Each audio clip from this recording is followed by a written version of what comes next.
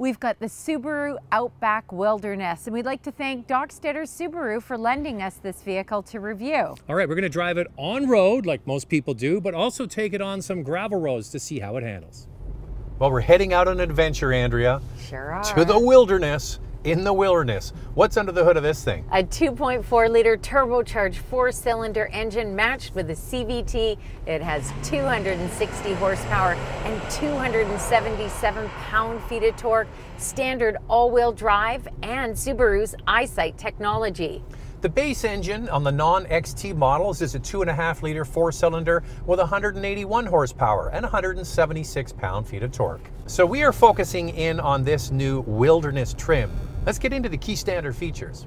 The Wilderness comes with an 11.6-inch touchscreen, a 4.2-inch multi-information display, Apple CarPlay and Android Auto, a wireless phone charger, powered driver's seat and manual passenger seat, heated front and rear seats, a heated steering wheel, sunroof, power tailgate, and LED fog lights. I love the new screen, but there's still buttons. What do we have to put it in? You got to put it in S for subscribe, and if you can hit the notification bell, you'll be notified when all those videos drop, and then you can watch them. And we do this, the couple car review, twice a week. We do the first one on Wednesday. We drop another couple car review on Saturday. And the way you find out is to subscribe or follow Andrea's Instagram. It's Motormouth_Andrea. From me, it's Motormouth_Auto, and the links are below. This video is brought to you by Canada Drives. Shop online for your next used vehicle and enjoy the convenience of to-your-door delivery and the confidence of a 7-day love it or return it guarantee.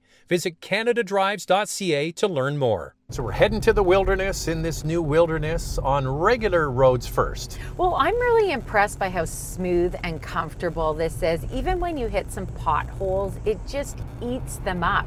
This comes with 17-inch black matte wheels. They're Yokohama Geolandar all-terrain tires, and they are good. And we should get into the changes in the suspension. So the real reason you're going to want this over an Outback or maybe some other crossovers is because it has more ground clearance. How much did they add? Yeah, they've got 9.5 inches of ground clearance on this. Other Outbacks have 8.7, so that is a difference. And I think where this would really shine is in harsh winters where you have deep snow. I think it would be perfect. And also there's more wheel travel, which means it's going to be able to soak up those bumps. Or maybe you live in a place where they have a lot of potholes. Yeah. Now, it does affect the way it looks, Andrea. So what do you think about this sort of jacked up look it has? Well, I don't think it's going to win any beauty contest, but the thing about this Outback is that people either love it or they don't. It's pretty simple, and looks are subjective. This is all beauty is in the eye of the beholder. There will be people that see this and go, that is for me all day long. We're driving kind of on the way up to Whistler, and the people that live in the mountains, they like to go hiking, they like to go windsurfing, they like to go kayaking, they like to go mountain biking. They will see this and go, that's for me. Yes. There are some unique features to the exterior of this Wilderness. It has its own unique grille. It has copper accents throughout. And Subaru has changed the roof rails on this model to make them stronger. You can now hold 700 pounds when it's parked. So that means you can put a tent on top of this when you're out on your adventures. These things have become incredibly popular, these rooftop tents that pop up, so you don't have to worry about taking a trailer. That's really smart to reinforce the roof rails on this. Now, Andrea, we're going to talk about the front here in just a moment. I just want to say, because this is based on the old legacy station wagon, you can put all the seats down and you could actually sleep inside if you wanted to. Well, you did it, didn't you, Zach? Yeah, you Maybe not sleep inside. I let him come home. On the couch. But you know what? It is nice if you, depends on what kind of climate you're into, it might be a little warmer inside. Yes, and one other thing to point out, that when you are driving the vehicle, it can hold 220 pounds. What makes this Wilderness different from other Outback models in the interior? It's the copper interior accents, and also you get waterproof upholstery in here, and it feels really nice.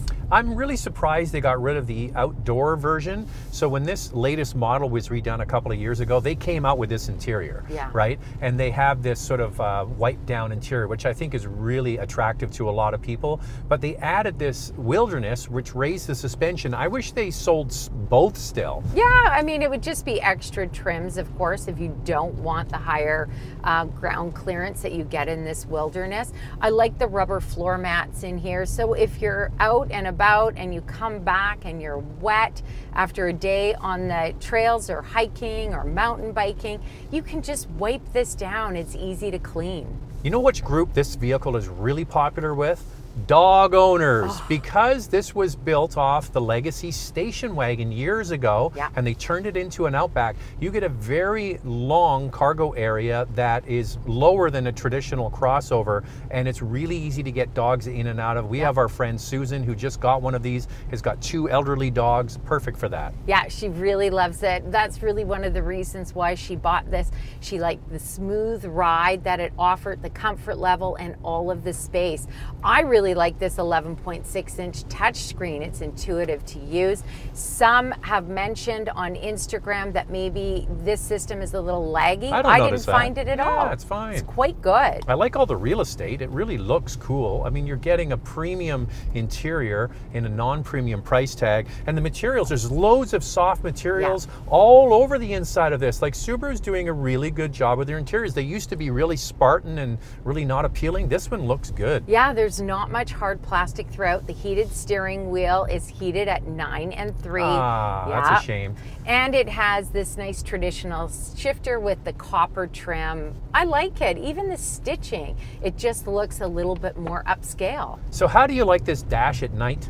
Well, the touchscreen is really the showstopper in here. As you can see, there's no ambient lighting offered, so your main focus would be that center console. Now, we talk all the time about people rushing and buying crossover vehicles because they perceive to get more space. Cars often give you more legroom and more trunk space, but this is the best of both. As I mentioned again, it's built on a legacy station wagon, and because of that, you get a really roomy back seat. You can spread out, you can even recline the back seat. So if you're looking for space, this might be your girl. And as you can see, our carry-on and a cooler has plenty of space back there. You can fit quite a few carry-on in a coolers, and there's a rubber floor mat for your dogs or for whatever else you need to put back there.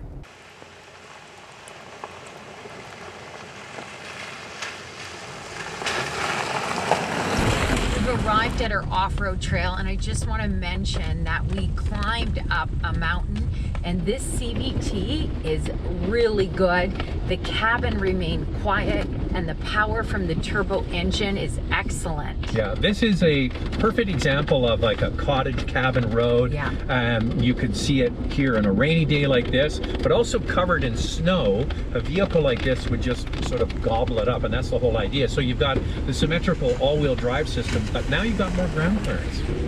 And as you can hear, as we go along this trail, the cabin still remains quiet, and it just eats up those bumps in the road. And we have to watch out for bears here, apparently. I'm the one. I'm not getting out. I'm the one standing out there with the camera. All right, you had some questions about it? Let's get into it. Time now for questions, coffee, and cars. Your questions from Instagram. However, the coffee cups will stay in place. We're doing it on the go. I printed it out because there's just too much bumping around, as you can tell. So I'll read it off of a sheet of paper. Pretty car, but in your opinion, how does it compare with other similar ones?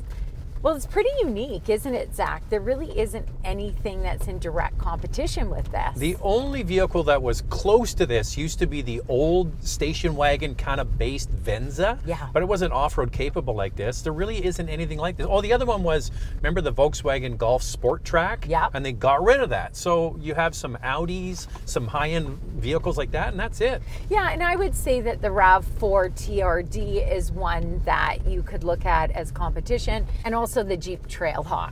I've always been a fan of Subaru, especially the Outback. However, their new infotainment technology is a bit laggy, and they're putting too many HVAC controls in the screen. I'd rather have buttons. Ooh, you sound like Zach. But I can't wait to see this review and what the new Wilderness trim has to offer. Well, I kind of disagree with that. I mean, Subaru has done a good job of having quick set temperature buttons outside of the screen.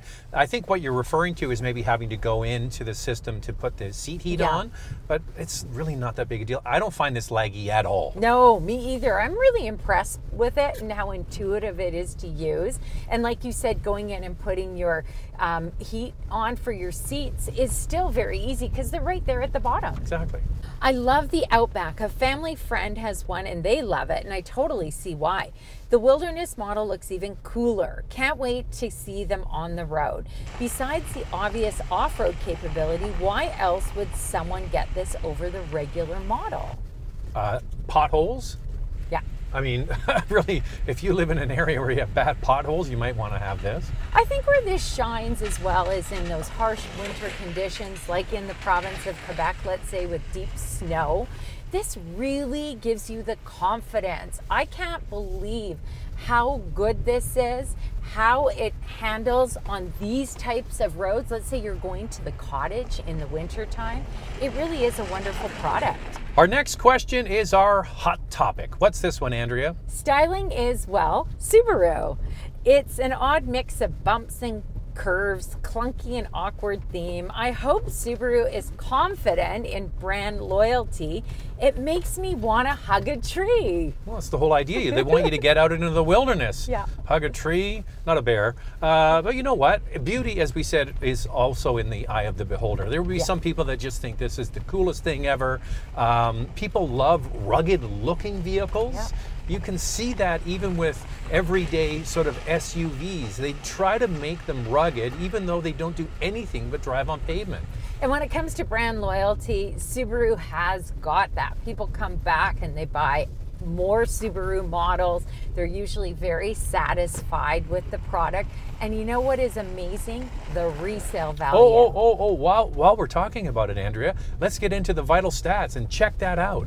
Let's start with pricing. The Wilderness starts at just under $42,000.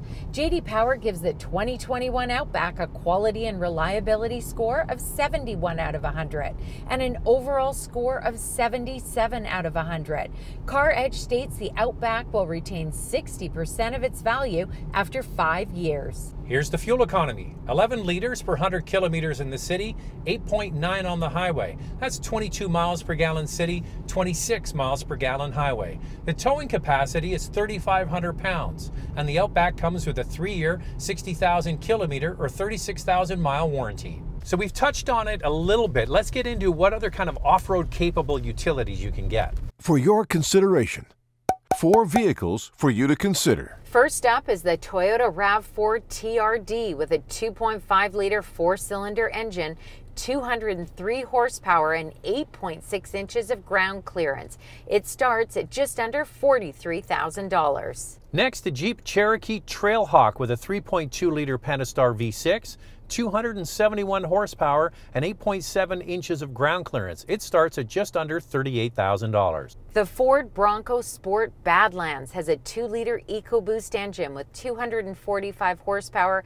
and 8.8 inches of ground clearance. It starts at just over $40,000. Our used car alternative from CanadaDrives.ca. We have picked a 2019 Jeep Cherokee North with just under 69,000 kilometers for $27,990 Canadian.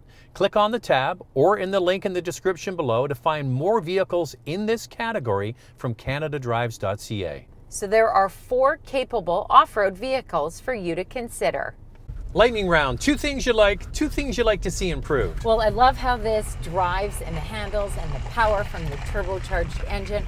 What I'd like to see improved is maybe add wireless Apple Carplay and Android Auto and put a height adjustment on the seat for the passenger. What I like is the confidence this instills when you're driving in conditions like this, and the fact that they have this wiped down interior. What I wish they had done is brought this Wilderness out, but kept the Outdoor model without the extra ground clearance, and maybe make the plastic cladding on the outside a little bit less awkward looking. This Subaru Outback Wilderness is comfortable on-road, but very capable off-road. Thanks to Dockstetter Subaru for letting us borrow this for a couple of days. We do appreciate it. This video is brought to you by Canada Drives. Shop online for your next used vehicle and enjoy the convenience of to-your-door delivery and the confidence of a 7-day love it or return it guarantee. Visit canadadrives.ca to learn more.